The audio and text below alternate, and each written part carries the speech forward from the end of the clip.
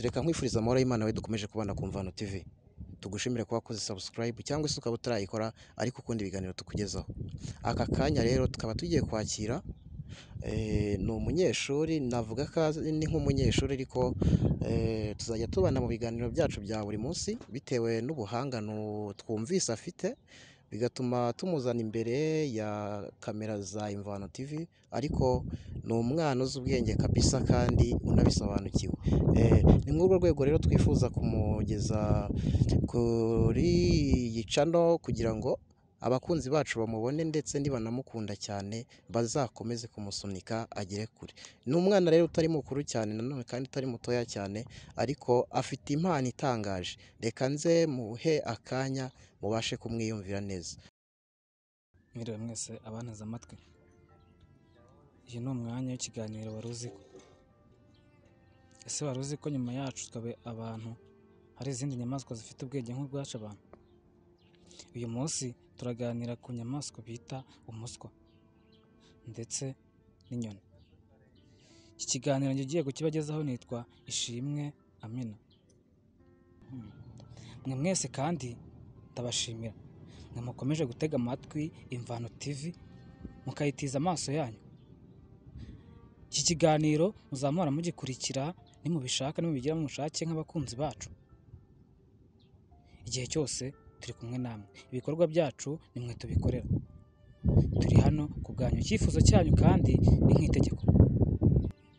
Uyu munsi hari inyamaswa nyinshi zizi kubaka nkatwe abantu, nyamara izi nyamaswa zibikora ku kigero cyihuse kandi nta bikoresho zifite nk'ibyacu. Twebwe abantu iyo tugiye kubaka hari ibintu tugenderaho, tureba aho ikibanza kiri, tukagipima, tukareba ubukomere bw'ubutaka. Nyamara ibi bikoresho dukoresha dupima izi nyamaswa ntabyo zifite, ariko ntibikuraho yuko zubaka ibyubakwa kandi byiza binakomeye. Aha turagaruka ku nyamaswa bita umuswa. Umuswa icyubakwa cyawo bacyita umugina. Iki ni icyubakwa kiba gikomeye utapfa kumena uko yiboneye. Nyamara iki cyubakwa nubwo zicyubaka nta bikoresho nk'ibyacu abantu dukoresheje. Nta nivo, nta mwiko, nta metero, ndetse nta n'ibikoresho bitsindagira ubutaka zigira. Ariko ntibikuraho yuko byubaka icyubakwa cyiza kandi gikomeye. Zifite ubushobozi bwo kubaka icyubakwa cya metero 2, umugina wa metero 2. Nyamara izi nyamaswa zisa nkaho nazo zifite ubwenge kandi buzifasha kubaho neza kurenza twebwe abantu. Twebwe abantu dushobora kubaka ibyubakwa byiza bikomeye, ariko bishobora no gusenyuka bikaduhitana, bishobora kwangiza ubuzima bwacu. Hari imiturirwa myinshi yagiye itembagara, nyamara ihitana ubuzima bw'abantu harimo n'abayubatse. Bivuze ko twebwe ibikorwa dukora twubaka ndetse n'ibindi bigiye bitandukanye ari byo bigira n'uruhare mu kutwiyicira. Igihe tuba turi kubikora bivuze yuko tuba turi kwikururira urupfu. Nyamara nta televiziyo n'imwe, radiyo n'imwe izatangaza inkuru y'uko umuswa icyubakwa cyayo cyasenyutse ukagihitana ugapfa. Ibi ngibi bisa nk'aho ari inzozi. Ahubwo ikibazo cyacu abantu, twebwe ibikorwa byacu bikomeje guhungabanya isi ndetse n'izi nyamaswa.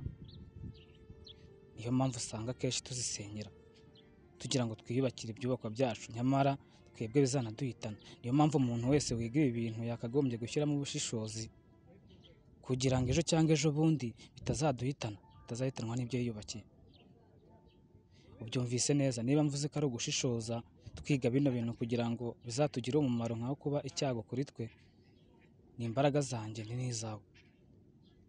Uyu munsi kandi nabwiye yuko turi bugaruke ku kiganiro cy'umuswa ndetse n'inyoni. Wabyumvise neza, bivuze yuko wateze amatwi ku kigero cyiza kandi gikenewe. Turagaruka ku nyoni. Inyoni ni inyamaswa nto cyane, ariko nayo ibyubakwa byayo, icyubakwa cyo bacyita icyari.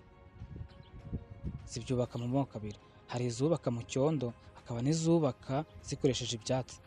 Iyi nyoni yubaka ikoresheje icyatsi ifite kubaka mu kirere hejuru kandi igafatisha akaguru, ikubakisha kandi ikoresheje n'umunwa. Ariko nta na rimwe uzabona yagize impanuka yo guhanuka ngo yiture hasi ngo ipfe.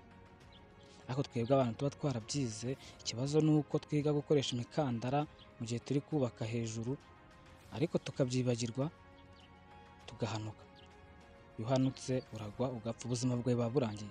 Nyamara izi nyamaswa nta na rimwe uzumva impanuka yakoze ngo ipfe.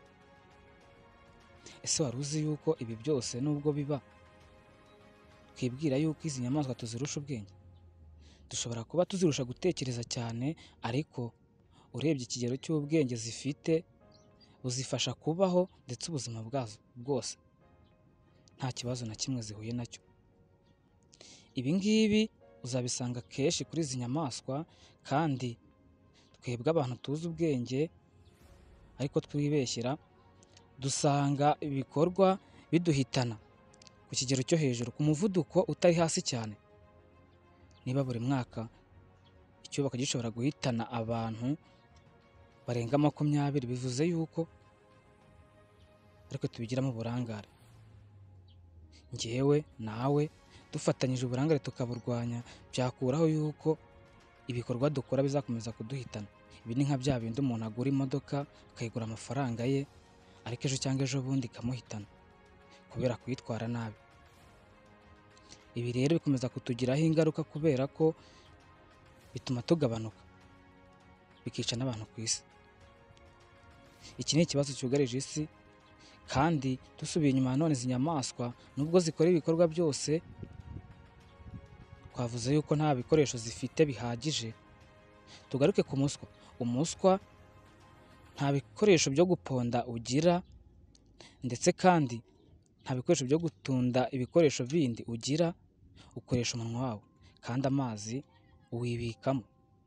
Itandukaniro ry'izi nyamaswa ndetse n'abantu ni uko izi nyamaswa nubwo zikora ibi byose, twebwe akenshi bikorwa n'igitsina gabo, ariko kuri izi nyamaswa si uko biri. Ahubwo usanga akenshi ingore arizo zikora bino bikorwa bita iby'ingufu. Twebwe twishyizemo ko ibintu byinshi bisaba imbaraga ari iby'abagabo, ariko izi nyamaswa ntabwo ariko zibikora.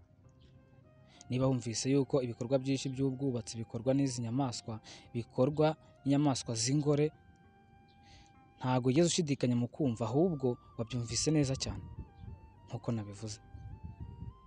N'inyoni akenshi uzasanga ingore arizo zikora iki gikorwa cyo kubaka, kandi ubusanzwe inyoni ntabwo ziba mu byari, ahubwo iyo yitegura gutera ngo iturage yororoke nibwo yubaka iki cyari. Iki kiganiro ni wari uzi ko? Amazina ni Ishimwe Amina.